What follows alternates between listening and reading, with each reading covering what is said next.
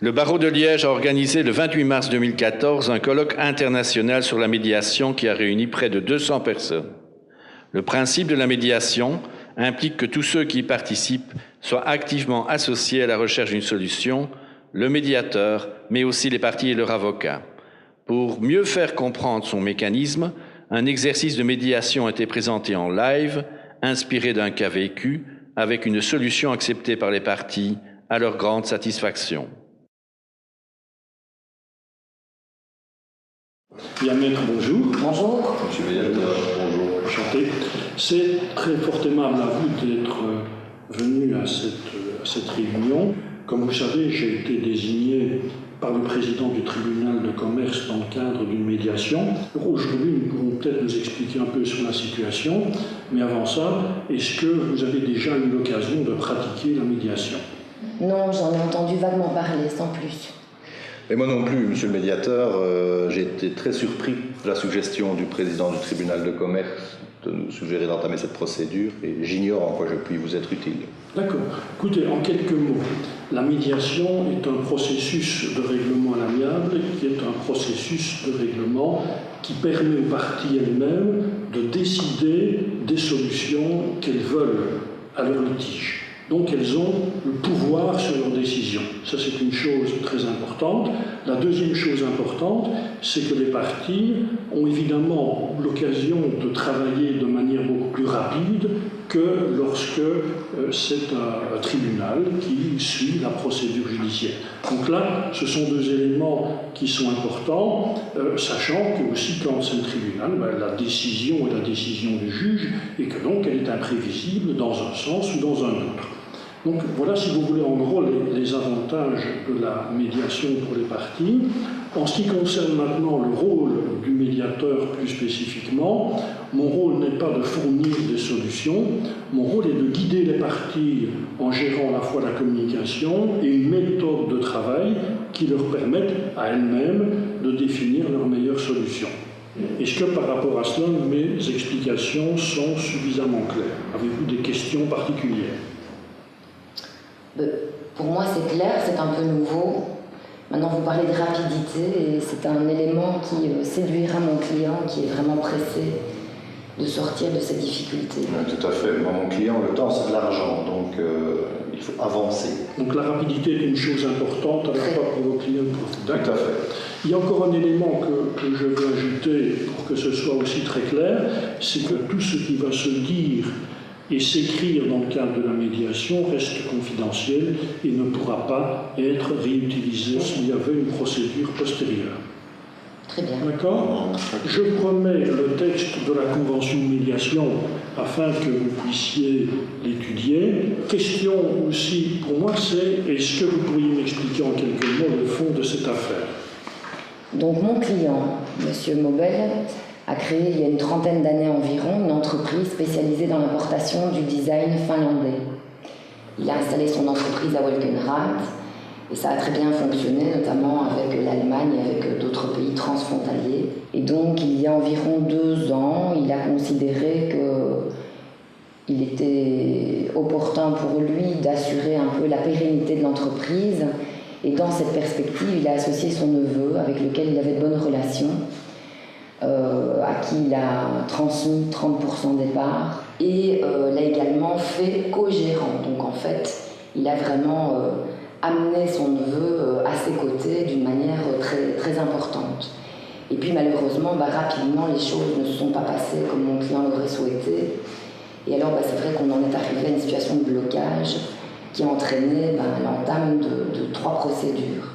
Donc 2 par mon client et une par le client de Maître Dessart. Peut-être pour vous donner un mot sur les procédures, parce que sur la narration des faits, jusque-là, on peut être encore d'accord. Et en réalité, donc 3 procédures sont pendantes. Une procédure entamée par mon client et moi-même, parce que M. Mobel ne donnait pas les informations, pas les comptes, donc manque de transparence complète dans la gestion de la société.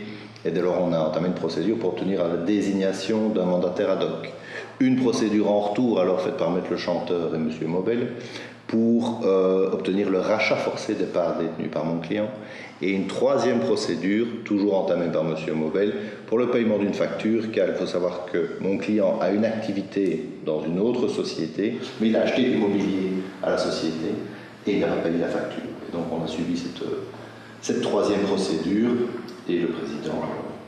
Le président en fait a suspendu les 3 procédures, voilà, tout à fait, en nous invitant à tenter de trouver une solution négociée globale en médiation. Donc c'est la raison pour laquelle nous sommes ici devant vous. D'accord, donc si je comprends bien, c'est essentiellement une affaire d'associés, problème entre associés, qui se double d'un lien familial. C'est ça. tout à fait, tout à fait. Très bien.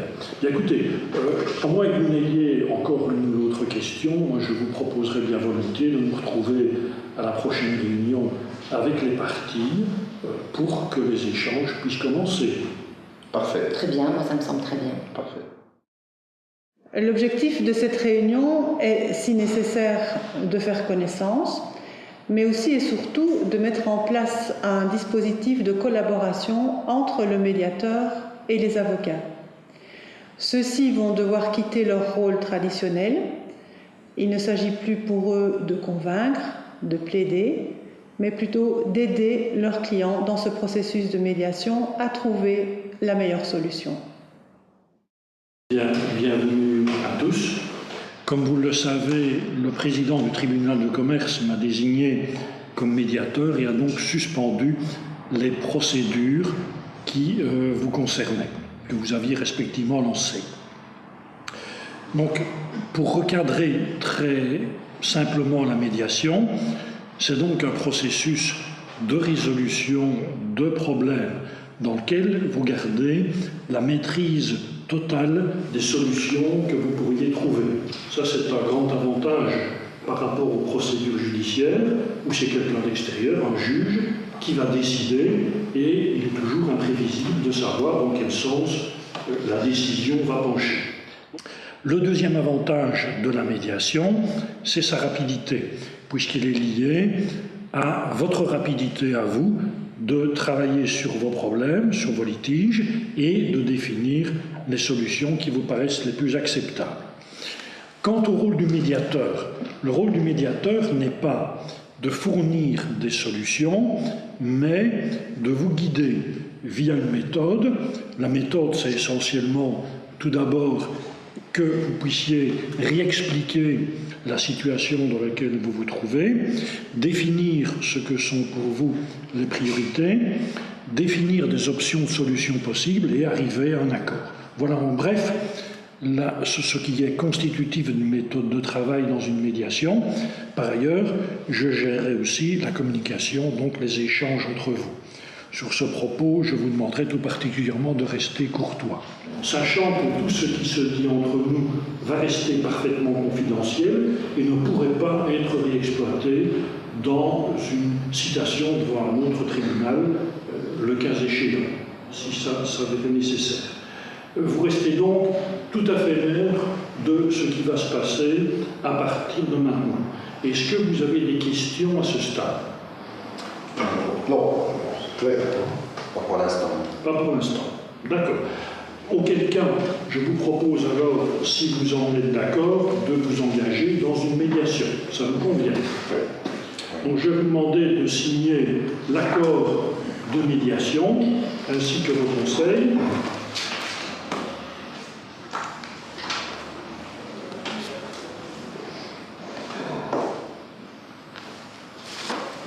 Monsieur Chaunet.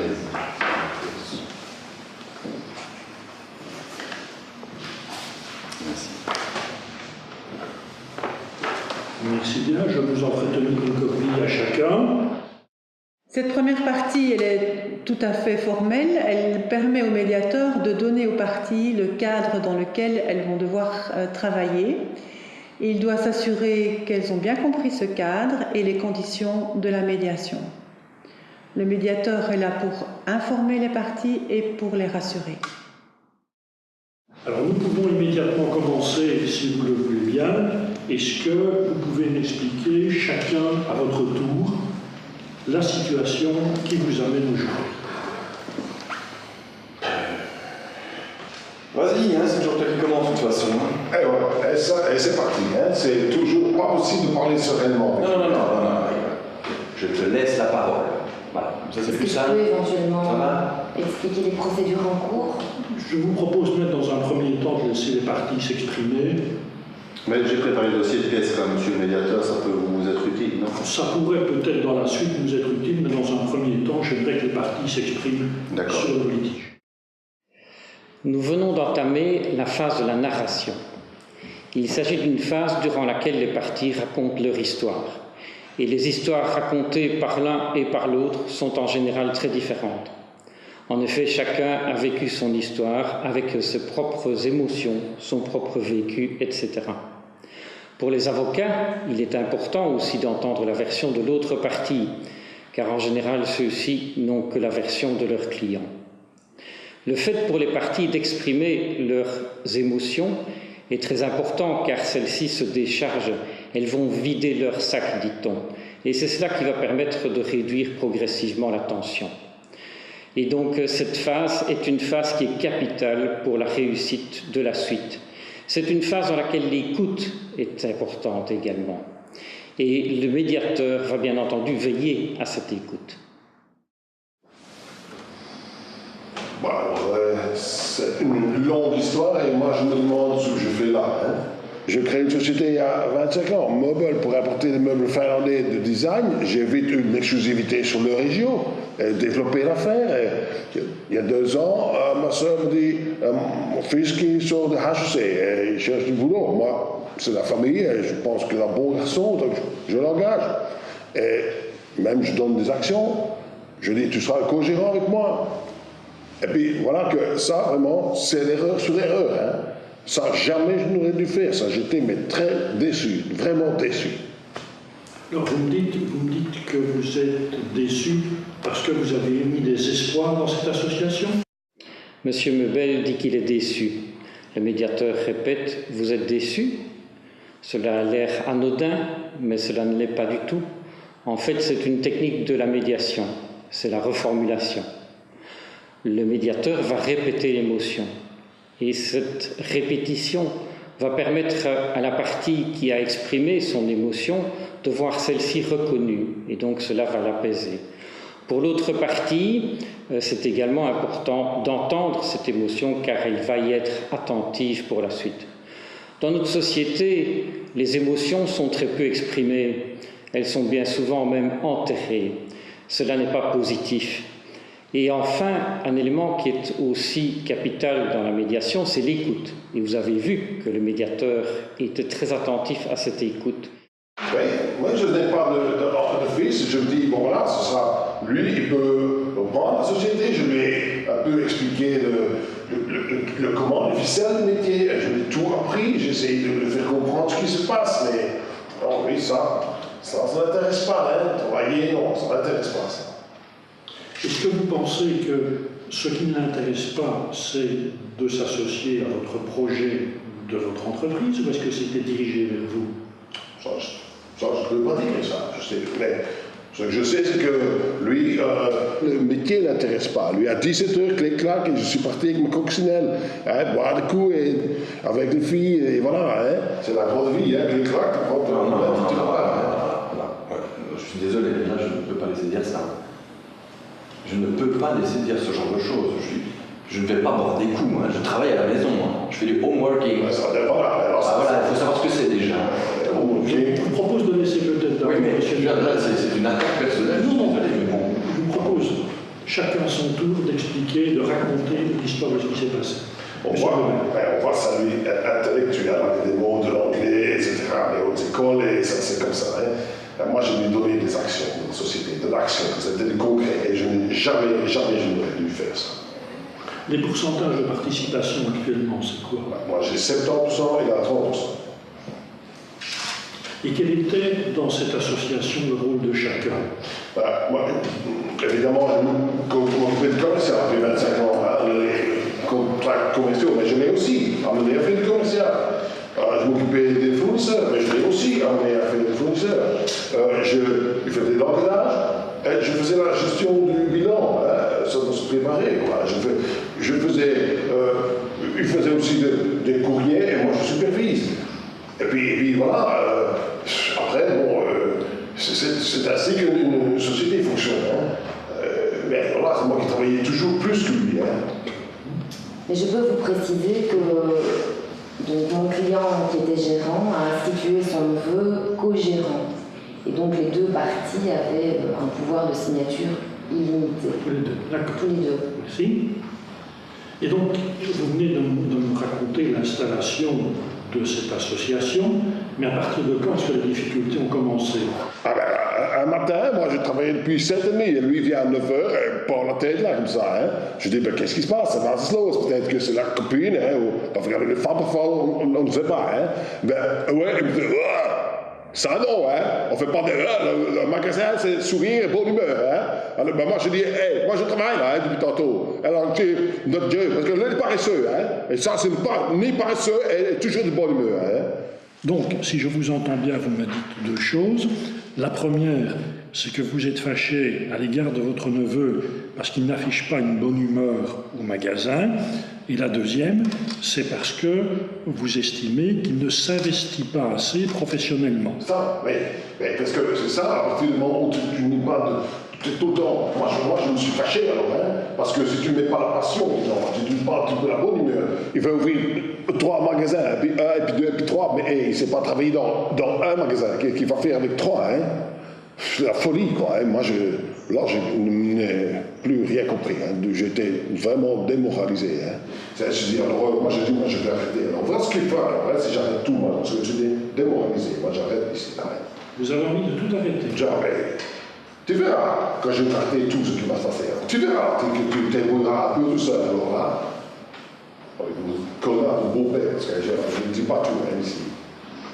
Je proposerais de rester dans le cadre des règles de communication dont on m'avait parlé, qui est de ne pas s'agresser. Oui, je suis bien sûr. Et donc, vous me dites pour l'instant, essentiellement, que vous avez des divergences dans la conception de votre métier. Ça, oui, on a des divergences. Hein. Moi, je vois le travail comme une envie de participer avec les gens. Lui, il voit qu'on va acheter, emprunter, investir, et il croit qu'il est l'argovine chez lui. Hein. Mais c'est pas ça, hein, la société, c'est être avec les gens. Hein. C'est pas, j'ai investi. Non, je travaille hein, jour de jour. D'accord. Et si je vous posais la question aujourd'hui de me définir les problèmes actuels, comment voyez-vous les problèmes actuels? On ne peut plus rien décider, là. On ne peut pas se mettre d'accord sur rien. 2, avec ce fameux beau-père, ils ont ouvert un magasin. Voilà, il me fait finalement un enfant dans le dos. Et ils ont se servi chez nous hein, pour aménager le magasin. Évidemment, c'est mieux avec des meubles finlandais que aller couper une boîte sur soi-même, évidemment. Alors, le beau-père, il manipule. Et 3, j'en ai faute que main, je n'en ai plus. D'accord. Bien, si vous me permettez, je vais demander maintenant à M. Schoen la même chose, d'expliquer ce qui s'est passé. Écoutez, avant tout, faut que je vous avoue que je dois garder mon calme, hein, parce que quand j'entends de telles sottises venant de mon oncle, c'est difficile. Alors, ma première réaction, c'est par rapport aux actions.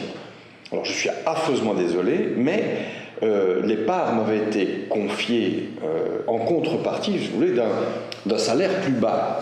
Hein, parce que sinon, moi, effectivement, j'aurais été payé beaucoup plus cher hein, si j'avais été engagé aux États-Unis comme c'était prévu. Alors ça, c'est une chose. La deuxième chose, c'est que c'est lui qui m'a demandé d'entrer dans la société. Moi, j'avais des possibilités ailleurs, comme je viens de vous le dire. En plus, j'ai essayé de m'intégrer, mais c'était jamais à son goût. Jamais, jamais, jamais. J'ai essayé d'amener des idées, c'était des refus catégoriques, à chaque fois. Alors, franchement, au bout d'un moment, ça commence à bien faire. Hein. Alors moi, ce que j'aurais voulu, c'est développer l'activité. Ça, c'est sûr. Hein, et pas seulement être le secrétaire de mon oncle. Et est-ce que vous avez essayé d'expliquer ce point de vue à votre oncle? Bien sûr, j'ai tenté maintes fois, mais vous avez entendu les arguments, excusez-moi, mais vous l'avez entendu comme moi. Non, vous êtes resté courtois. Oui, comme enfin voilà, c'était le genre de réaction, c'était ça, c'était de l'énervement. Bon. Donc moi, mon projet, en fait, était de développer un marketing mix 2.0. Ça, c'était la première chose. Et puis, je voulais ouvrir un magasin à Bruxelles, ensuite à Anvers, et terminer par une surface à Paris, parce que je pense que le produit que nous proposons nous permet d'avoir un branding de pointe, vraiment. Donc, face à ces multiples refus, moi j'ai perdu ma motivation, tout simplement. Alors, voilà, je m'ennuie royalement aujourd'hui. Donc, si je vous entends bien, Monsieur Scholl, vous exprimez une très grande déception de ne pas avoir pu mener à bien votre projet de développement marketing, de ne pas avoir pu ouvrir les magasins que vous souhaitiez, d'avoir été ainsi contrecarré par votre oncle, et donc que cela vous empêche d'avoir des possibilités d'initiative. Ça vous pèse particulièrement. Est-ce que c'est bien ça? Voilà, alors ça c'est une chose bien sûr. Ce qui m'a poussé en réaction un petit peu aussi, j'avais une volonté, moi, d'entreprendre, bien sûr. Donc j'ai ouvert un magasin avec mon beau-père qui a bien voulu s'associer à moi. On a commandé des meubles chez mon oncle, c'est quand même, voilà, ça me semblait être déontologique, comme on dit.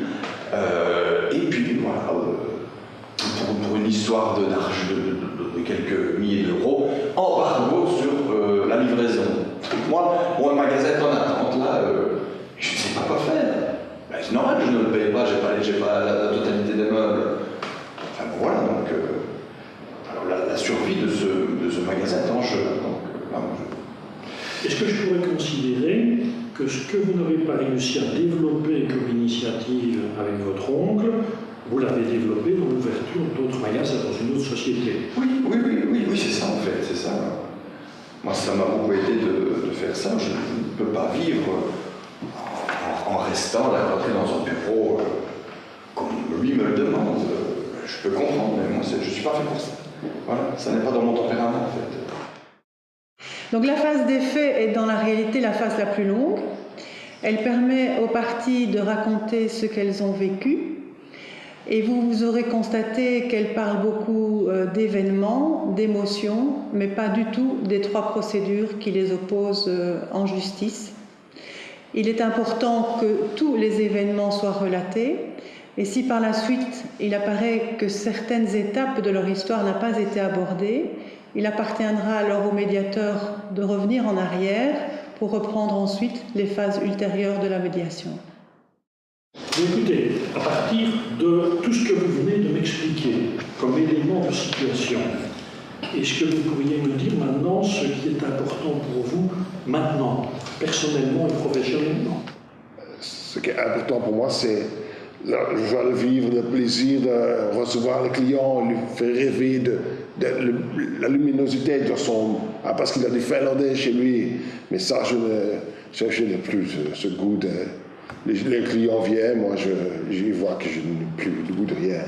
Même dimanche, aller promener le chien, le chien est là, il tourne et plus envie, moi. Je n'ai plus envie de rien. Dans votre cas, est-ce que votre idéal serait de retrouver le calme, la sérénité que vous aviez avant? Exactement, c'est ça. C'est exactement ça. Et vous, monsieur Scholl? En fait, l'essentiel pour moi, c'est de créer un projet fort. Moi, c'est l'adrénaline qui me pousse, en fait. Voilà, il n'y a rien à faire. Je suis un businessman et j'ai besoin de ça, impérativement. Voilà, moi, j'ai aucune envie de m'encrouter dans une activité répétitive comme mon oncle me le propose, hein, ça, jamais. Donc vous, votre souhait, votre priorité, c'est créer, faire du neuf? Voilà, c'est ça. Je fais de l'escalade et ma devise est toujours plus loin, toujours plus haut. Et toujours plus fort. En vous écoutant, une des choses qui me frappe, c'est qu'il y a une chose en tout cas qui vous rassemble. C'est la volonté, chacun d'être créateur de votre activité, même si c'est sous des formes différentes. Vous avez chacun besoin de votre propre espace. Est-ce que je me trompe? Non, vous avez raison, totalement. C'est vrai que je n'avais pas vu ça comme ça, mais oui. Donc, si vous êtes d'accord avec l'analyse qui précède, ce qui est peut-être aujourd'hui votre problème central, c'est que chacun revendique sa liberté de gérer en quelque sorte sa propre création. C'est ça qui est aussi. C'est vrai. Monsieur Schoen. Oui, tout à fait, je suis d'accord. Écoutez, je pense que dans ce cas-là, nous avons déjà fait un sérieux bond en avant, puisque nous avons identifié le nœud du problème, de la difficulté qui vous opposait. Je vous propose donc maintenant de passer à l'étape suivante, qui est d'imaginer un maximum de solutions, d'être créatif au maximum et d'imaginer donc des solutions différentes. Et je vous propose de prendre le temps jusqu'à notre prochaine réunion pour y réfléchir chacun avec votre conseil. D'accord ? Oui. Nous venons de vivre la phase des intérêts. Les parties, dans cette phase, expriment leurs besoins, leurs intérêts d'une manière générale, ou leurs intérêts par rapport au conflit. Cela permet ainsi de dépasser les affrontements et d'envisager l'avenir. L'avenir, bien entendu, sous un jour meilleur. Et cela, les parties y aspirent véritablement. Eh bien, je vous avais demandé lors de notre dernière réunion de réfléchir à des solutions multiples. Est-ce que vous avez chacun eu l'occasion de rencontrer votre conseil pour réfléchir à ces solutions? Tout à fait. Oui. D'accord? Bien. Alors, j'attire votre attention donc sur le fait que ce ne sont pas des solutions qui vous engagent et que vous pouvez encore en imaginer des supplémentaires dans le cadre de notre réunion. On vous parle un peu pour parler, on imagine au maximum ce qui peut être trouvé comme solution. Nous ferons le tri dans une phase ultérieure. Donc, je vous propose maintenant de vous écouter chacun qui veut proposer ses solutions. Oui, alors, comme solution, moi je pense, il quitte la société et crée sa société indépendamment. 2, je quitte la société. Alors là, il faut, évidemment, il reprend tout. Et 3, ma soeur, peut-être, elle peut intervenir, financer, partir, rachat, départ, parce qu'elle aussi, elle est touchée par ça. Elle est aussi un peu responsable. C'est les solutions que vous avez imaginées jusqu'à présent? Oui. D'accord. Monsieur Schoen? Eh bien, pour ma part, je laisse la parole à mon avocat. Oui, monsieur le médiateur, effectivement, nous nous sommes vus avec monsieur Schoen pour préparer notre réunion et vous faire des propositions. La première étant que monsieur Schoen arrête de travailler dans la société. Oui. La seconde étant que monsieur Mobel rembourse les parts de monsieur Schoen. Et la troisième est que la société de monsieur Mobel et Schoen finance l'activité nouvelle de monsieur Schoen avec la création des 3 magasins. D'accord. Est-ce que vous avez encore d'autres pistes à laquelle vous venez de réfléchir en vous écoutant les uns les autres? Non, pas pour l'instant. Pas pour l'instant. C'est déjà pas mal. D'accord. Bien. Alors nous pouvons passer maintenant, après l'expression de ces solutions, à la phase de l'accord. Nous avons eu l'occasion de mener une analyse, de considérer que vous aviez des difficultés à travailler ensemble et que vous aviez chacun des revendications à l'autonomie. Alors la question tout de même qui reste, c'est est-ce qu'il vous paraît, compte tenu de l'analyse qui a été faite, souhaitable que vous continuiez à travailler ensemble ou pas? Donc, si c'est pour travailler avec le travail, ça non, c'est impossible, ça c'est pas compatible. Non, mais là je partage tout à fait l'avis de mon oncle, pour une fois, tu vois. Nos tempéraments sont beaucoup trop différents, je pense. En tout cas, il n'est pas question que je réalise le projet de mon neveu, ça c'est de la folie, ma société elle serait en faillite, c'est sûr. Si je vous entends bien, la meilleure solution est de vous séparer.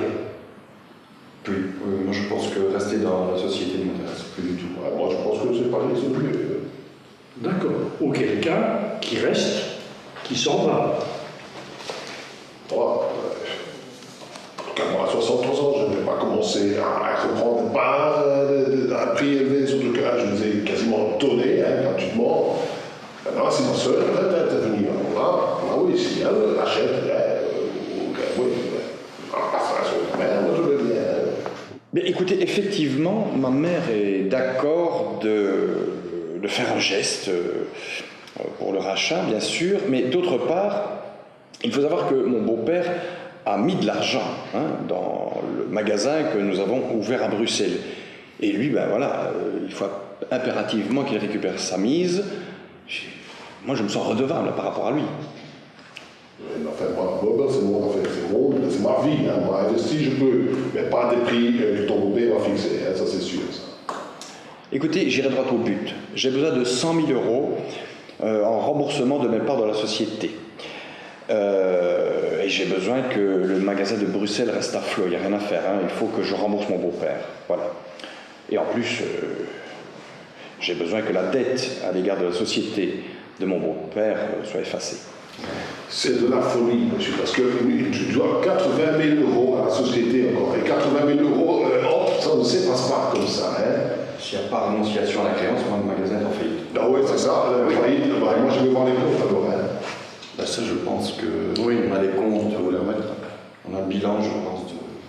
Ouais, alors moi, maître. Moi, je suis disposée à prendre connaissance des comptes, mais alors je demanderai à monsieur le médiateur si on peut envisager de faire une pause, parce que Nous pouvons sans aucun on me problème. connaît des comptes, Bien sûr. il faut pouvoir les examiner avant de donner un avis.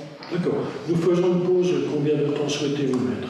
Je pense qu'une demi-heure, c'est les derniers comptes annuels. Tout à fait.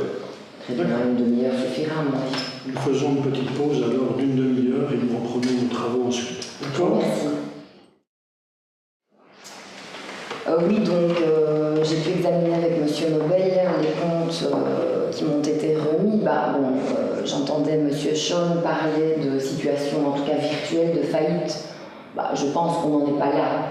Maintenant, il est très clair que la continuité de l'entreprise est menacée, que les comptes ne sont pas bons, qu'il y a peut-être un risque de réorganisation judiciaire et que, en tout cas, il faudra prévoir d'obtenir l'accord des créanciers dont fait partie mon client, puisque M. Nobel, effectivement, a une créance ouverte à l'égard de la société de M. Sean.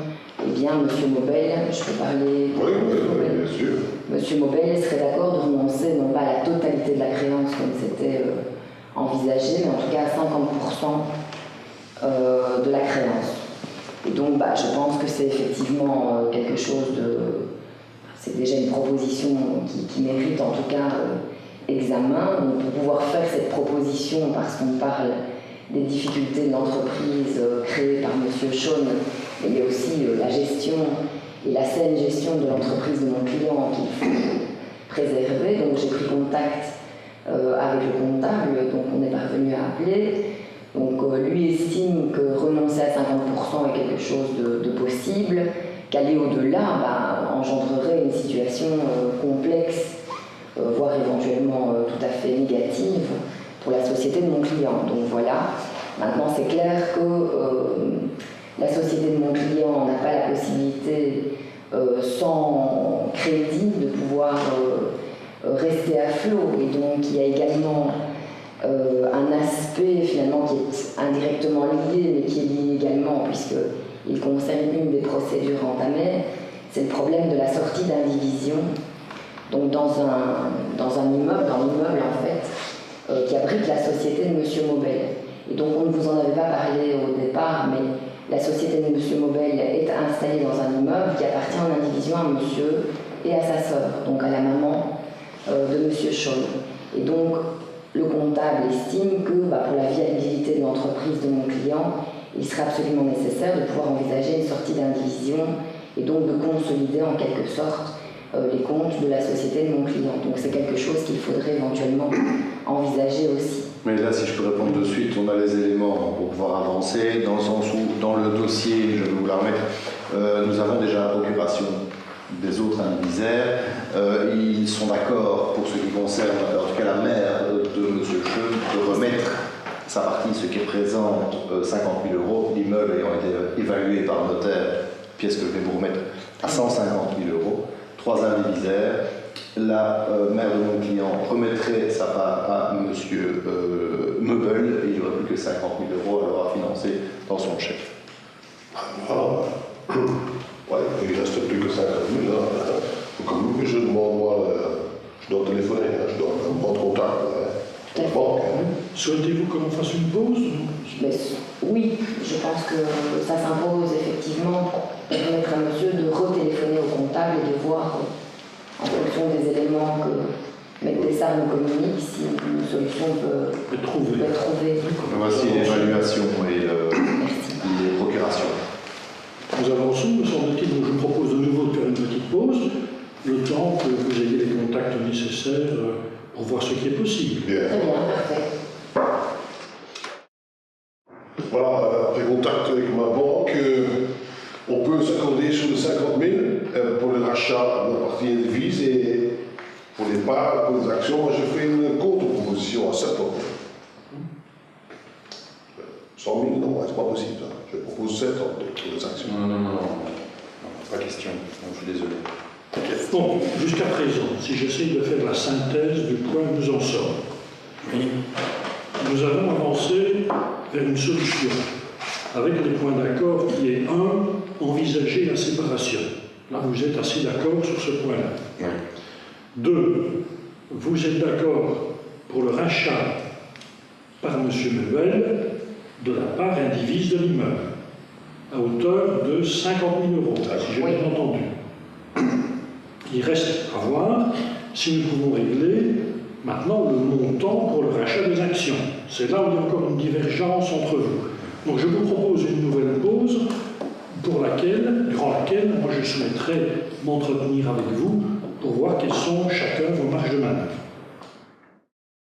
Donc chaque partie vient nous donner sa marge de manœuvre et les parties sont relativement proches l'une de l'autre. Il me semble qu'il serait dommage d'échouer alors qu'on est aussi près du but, si ça vous va. Est-ce que vous m'autorisez à expliquer quelles sont les marges de manœuvre de chacun? Bien sûr. Oui. Monsieur Schoen est prêt à descendre à 90 000 € et Monsieur Meubel est prêt à monter à 80 000 €. Il reste donc une différence de 10 000 € actuellement dans vos demandes respectives. Mais moi, je ne lâcherai rien de plus, hein, je vous préviens. Je suis coincé par les remboursements que je dois faire, donc ça me paraît difficile. Et puis, il me semble quand même que je serai en droit d'être rémunéré pour le travail que j'ai fait en homeworking sur le site internet, quand même. Ouais, donc, moi j'ai confiance en vous, voilà. Si je peux repartir sur des bonnes bases, je peux accepter d'encore aller plus loin, d'aller à 90 000, parce que le comptable dit ça semble assez simple aussi, mais ça me sert à quoi d'avoir de l'internet si je ne sais pas m'en servir? Il n'y a personne chez nous qui sait le faire, ça. Hein? Donc, au minimum, je crois que former un employeur chez nous, former un employé, et encore assurer peut-être un peu le travail, mais homeworking comme tu veux, hein, c'est la même des choses. Sinon, l'Internet, moi, ça ne sert à rien, je reste 80. Hein. 90, oui, mais alors il y a une formation pour le personnel et que moi aussi. Mais non, mais bien sûr, je suis tout à fait d'accord de venir, je ne sais pas moi, une journée par mois, pendant 6 mois, pour former un membre du personnel à la gestion du site internet. Bien sûr, oui. C'est faisable. Donc ce que vous me dites jusqu'à présent, c'est si je résume les différents points sur lesquels vous avez marqué votre accord, Monsieur Schoen quitte la société. Monsieur Meubel reprend les actions de Monsieur Schoen pour 90 000 €.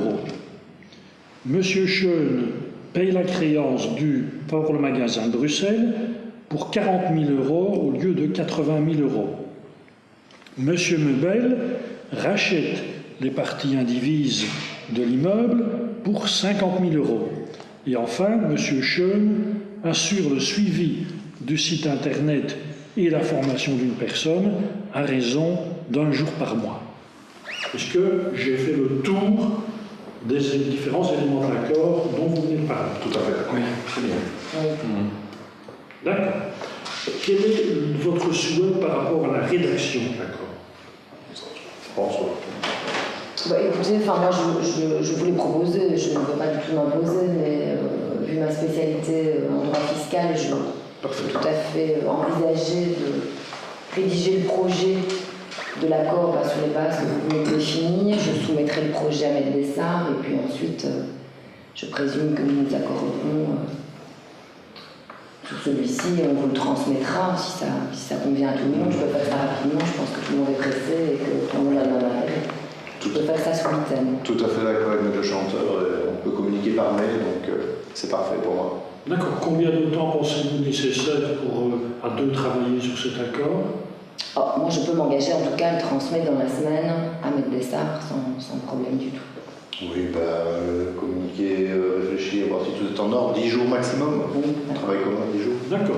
Parce que nous voici maintenant au terme du processus. Dès que vous me transmettrez l'accord, ça me permettra aussi d'écrire au président du tribunal de commerce pour signaler que la procédure est arrêtée définitivement dans ce cas. Je tiens à vous remercier en tout cas pour votre collaboration active, autant vous que vos conseils qui vous ont aidé dans la réalisation de la médiation. Est-ce que le résultat obtenu vous permet, vous, M. Meubel, de retrouver la sérénité que vous souhaitiez? Voilà, on peut être satisfait, hein, et puis je crois on peut aller de nouveau promener avec le chien dans les bois. Merci à vous. Aussi. Écoutez, oui, là, franchement, pour repartir sur de meilleures bases, c'est ce qu'il fallait. Oui, merci beaucoup. Votre souhait de création de oui, activités. Voilà, exactement. Merci. D'accord, parfait. Donc, merci à vous. Nous voilà arrivés au bout de ce processus. À très bientôt. Merci. Au revoir, merci. Le cas vous a paru alambiqué, compliqué? Certes, il l'est, mais il est tiré d'un cas vécu. Un cas vécu qui a donné lieu à un accord final, négocié, discuté, à l'arraché, à la satisfaction de parties, on peut dire un peu moyenne lorsque l'accord a été signé. Mais la personne, l'oncle, qui était concerné par la reprise du commerce, a été rencontrée 1 an après la signature de l'accord. Cette personne était parfaitement épanouie, alors que lors de la médiation, elle était renfrognée, elle était en difficulté, elle était découragée par rapport à son activité. Eh bien, la transformation de cette personne à l'issue de l'accord qui a été conclu lors de cette médiation a été exceptionnelle et a donné des résultats financiers également, car la société est maintenant plus profitable que jamais. C'est donc une très belle histoire.